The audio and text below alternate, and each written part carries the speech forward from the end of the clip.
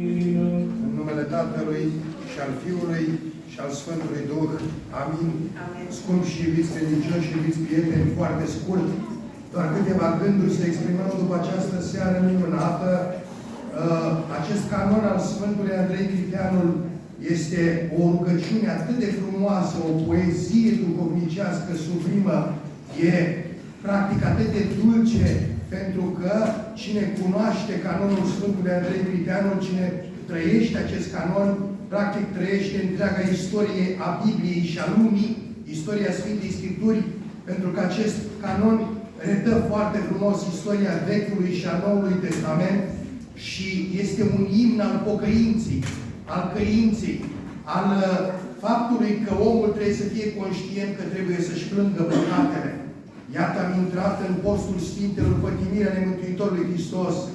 Este cea de-a doua seară a canonului Sfântului Andrei Criteanul și trebuie să știm că dacă până acum nu ne-am gândit că ne-am supărat cel mai bun Părinte, care este Dumnezeu, trebuie să ne gândim acum și să ne pară rău pentru aceasta. Să ne plângă ochii sufletului și ai trupului, pentru că suntem nevrednici de câte daruri am primit. Pentru că suntem prea căzuți, extrem de păcătoși, dar prea vanitoși și prea mândri să recunoaștem de multe ori acest lucru. Omul zilelor noastre este foarte orgolios, este un om egoist și dacă îi atrage atenția sau îi spui cu privire la greșelile făcute sau îi ceri să te uiți împreună cu el în oglinda a ceea ce vrea Dumnezeu de la noi și noi nu împlinim, omul zilelor noastre este tot timpul parcă în opoziție, este împotrivitor, este persoana care nu mai ascultă așa cum se cuvine de voia lui Dumnezeu. De aceea spune atât de sugestiv Părintele Rafael Noica: aveți grijă să aplicați ceea ce se spune în rugăciunea domnească, în rugăciunea Tatăl nostru, facă-se voia ta. Adică să se facă voia lui Dumnezeu. Că dacă nu vrem să facem acum voia lui Dumnezeu, când vom pleca din această lume, s-ar putea să ni se spună dincolo: n-ai vrut să faci voia mea, să zică Mântuitorul Hristos, s-a făcut acum voia ta. Adică, Doamne ferește, omul care este împotriva purtării de grijă a lui Dumnezeu își pierde mântuirea. Nu vedeți cât de greu este în această lume când ai o durere de măsea, să spunem. Dar minte să te ardă conștiința, focul conștiinței pentru păcatele săvârșite, pentru veșnicie. E cumplit și să ferească Dumnezeu pe tot omul de aceasta. Dragii mei, să ne gândim bine că, așa cum spune foarte frumos cântarea: suflete al meu, scoală-te, pentru ce dori? Sfârșitul se apropie și vei să te tulburi, de forma arhaică frumoasă, te vei tulbura, zice cântarea. Asta arată că sufletul trebuie să aibă o tulburare fericită, o neliniște ziditoare, ceva care să-l întărească. Omul care e prea comod, omul care e leneș, omul care e supus acestei patime a plictisului, a acediei, a lenevirii, își aduce iadul nepăsării în viața lui. Să știți că mai vorbesc cu oameni care au făcut din lene politică de viață. Nu de mult vorbeam cu cineva și mi-a zis că dormea de 10 ore și când l-am întrebat: nu te-ai trezit? Abia acum mă întorc pe partea cealaltă. Iată omul zilelor noastre care nu are timp de Dumnezeu, nici duminica, nici în zile de sărbători, are timp în schimb numai pentru propria comoditate. Și spunem aceasta nu pentru a fi critici de serviciu, nu pentru a judeca pe cineva, ci pentru a arăta că nu ne căim suficient pentru păcatele săvârșite. Și mai spune cântarea, adresându-i se sufletului: deșteaptă-te, dar, ca să se milostivească spre tine Hristos Dumnezeu, Cel ce este pretutindenea și pe toate le primește. Cel ce este pretutindeni și pe toate le primește. Deci sufletul ce trebuie să facă? Să se trezească la realitatea duhovnicească. Să se scoale din somnul indolenței și al păcatului, care înseamnă lipsa de bun simț duhovnicesc. Sufletul trebuie să se trezească din nepăsare. Ia să-mi răspundeți la o întrebare: care din noi poate să spună că e pregătit acum să plece dacă îl cheamă Dumnezeu? Cine poate să zică faptul că poți să stea față către față cu Dumnezeu și să spună: Doamne, eu mi-am făcut datoria, eu am făcut ce ai zis, eu am împlinit poruncile, eu m-am rugat, Eu am făcut milostenie fără să știe, exact cum se spune, fără să știe stânga ce face dreapta, în ascuns. Eu am făcut tot ceea ce mi-ai cerut. Poate cineva să spună? N-avem cum să spunem că suntem prea căzuți și prea păcătoși. Așa că ce ne rămâne? Să ne ridicăm din această moarte, din această moarte duhovnicească a păcatului. Păcatul e rănirea dragostei lui Hristos. Hristos ne iubește la apogeu și noi îl rănim prin păcat. Când vine omul la Dumnezeu? Când are un necaz, numai când are probleme. Când e bine, nu-și amintește de Dumnezeu. Și până și atunci omul vine la Dumnezeu mai la fără frecvență, așa. Am întâlnit oameni care mi-au zis: Părinte, am trecut și pe la vrăjitoare și pe la cele care ghicesc. Ia zi și mă ta ceva dacă știi. Poate se rezolvă ceva. Iată unde s-a ajuns și câtă indolență are omul zilelor noastre din nefericire, câtă nepăsare, câtă indiferență, câtă slăbiciune în planul credinței. Așa că ce ne rămâne de făcut? Să postim. Și postul nu se ține la fără frecvență. Postul se ține integral, plenar. Eu vă spun să nu țineți tot postul, decât primele 7 săptămâni. Primele 6 săptămâni plus ultima. Cum spunea Părintele Cleopa despre postul adormirii Maicii Domnului. Nu-l țineți pe tot. Prima și ultima săptămână, că acel post are 2 săptămâni. Acum sunt 7 săptămâni. Este postul cel mai puternic, cel mai profund, cel mai adânc. Acest post face bine și în boală și în sănătate. Știți că pentru afecțiunile trupești, doctorii le recomandă leacuri amare de multe ori și omul le ia, indiferent de tratamente. Păi dacă ascultăm și bine facem de medicul pentru trupuri, cum să ne ascultăm de doctorul sufletelor, de Mântuitorul Hristos? Și trebuie să ținem acest post. Evident că pentru situațiile foarte grave, biserica are aceste dezlegări, le stabilesc penitentul și duhovnicul. Dar omul care se respectă, creștinul care se respectă, postește, dragii mei, postește, iubiți prieteni, cu toată dăruirea de suflet și de cuget.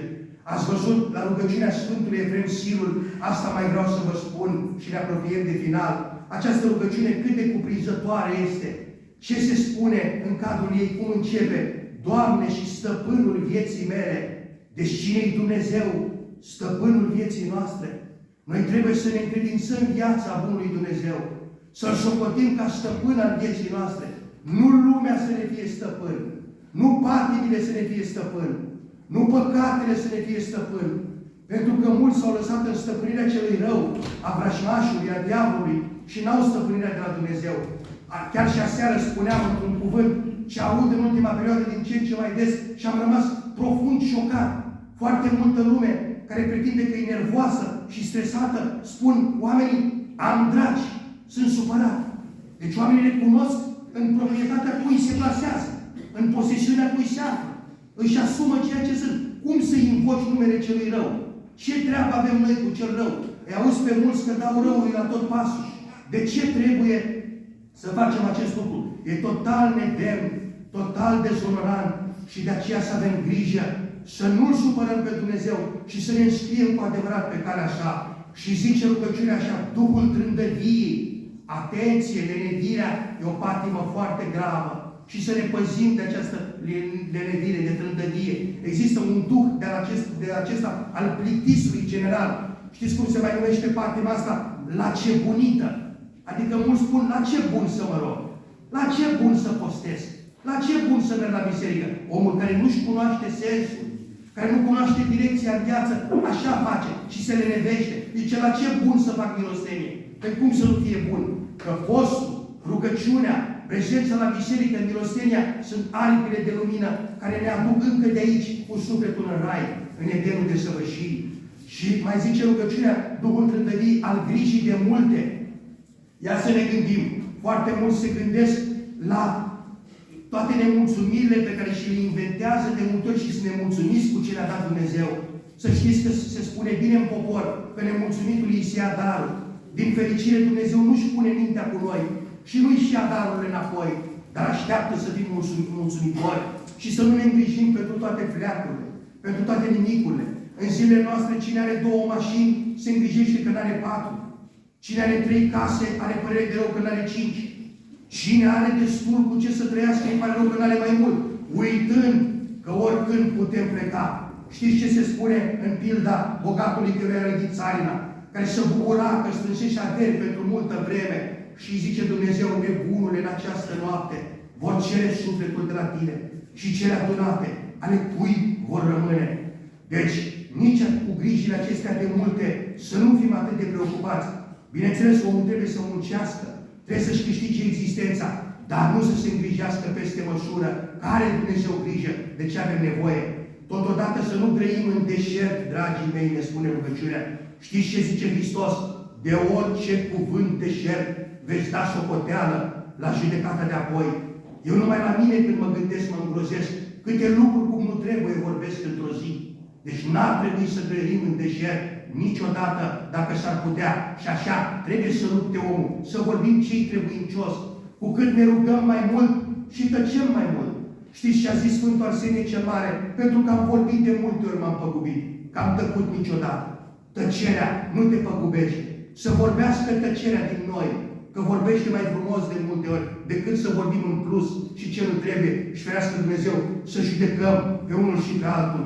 Deci trebuie să avem grijă din acest punct de vedere și să nu grăim în deșert, să nu ne dorim să stăpânim și mai este iubirea de stăpânire despre care ni se spune în această rugăciune.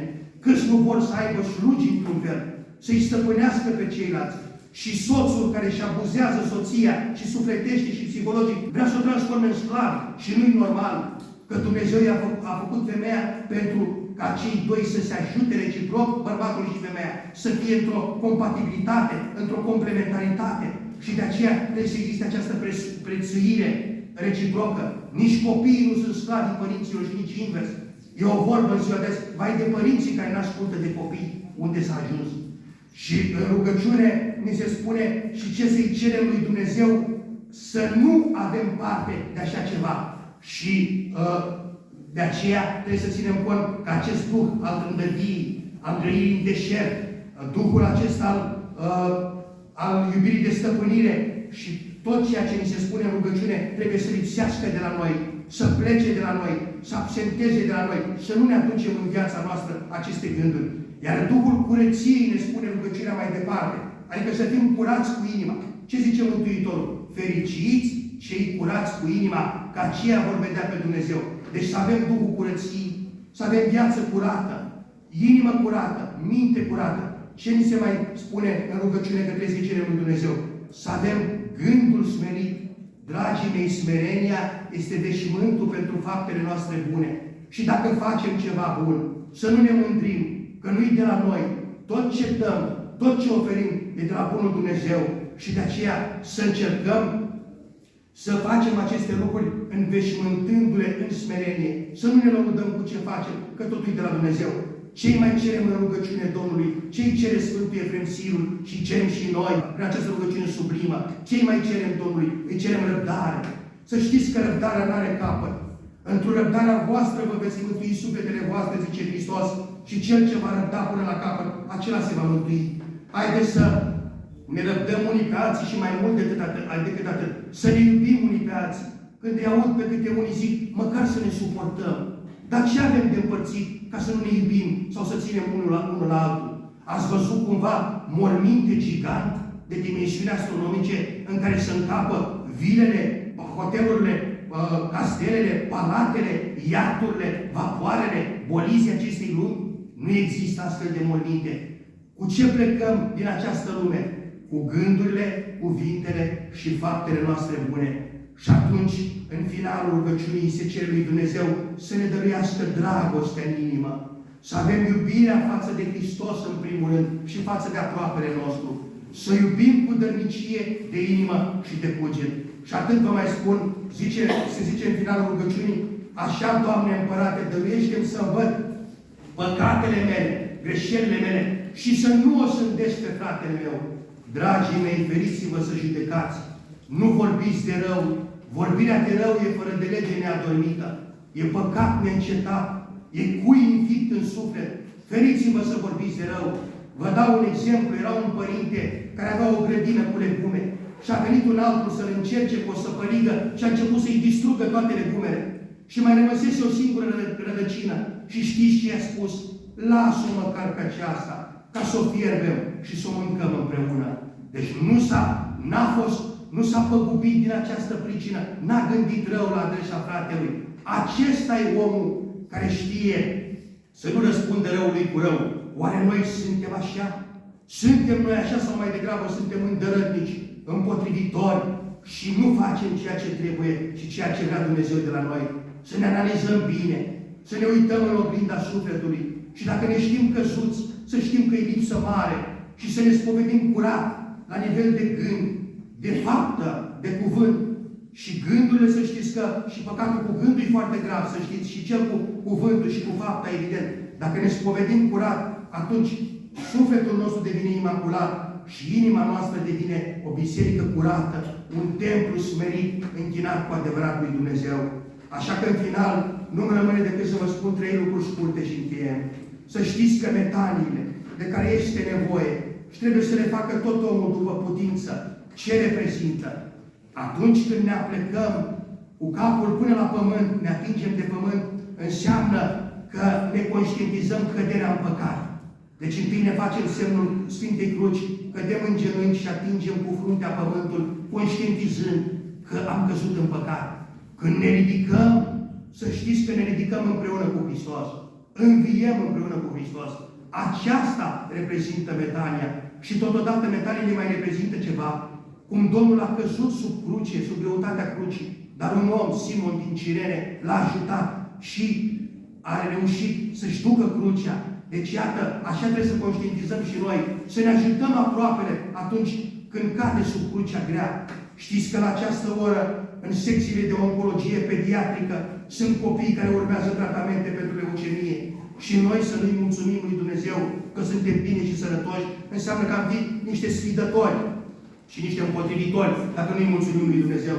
De aceea să avem un cuvânt bun pentru orice om bolnav și pentru orice om cu probleme în acest post și să ne fixăm să fim mai milostivi, mai buni, mai dăruitori și mai generoși.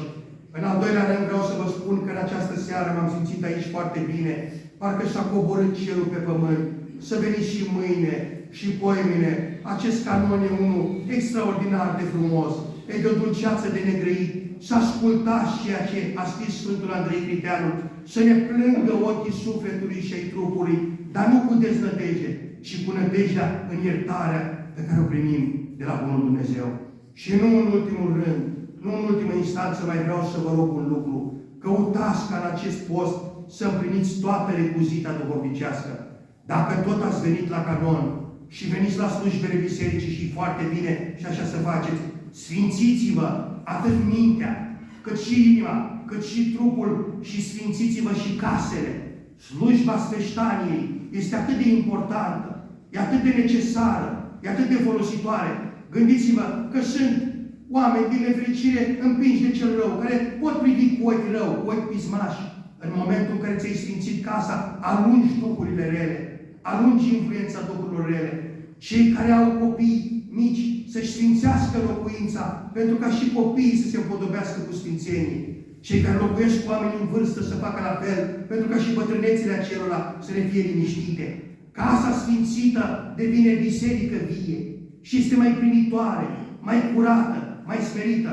Vin câte unii și spun: ce părinte, avem noi bani să ne sfințim locuințele.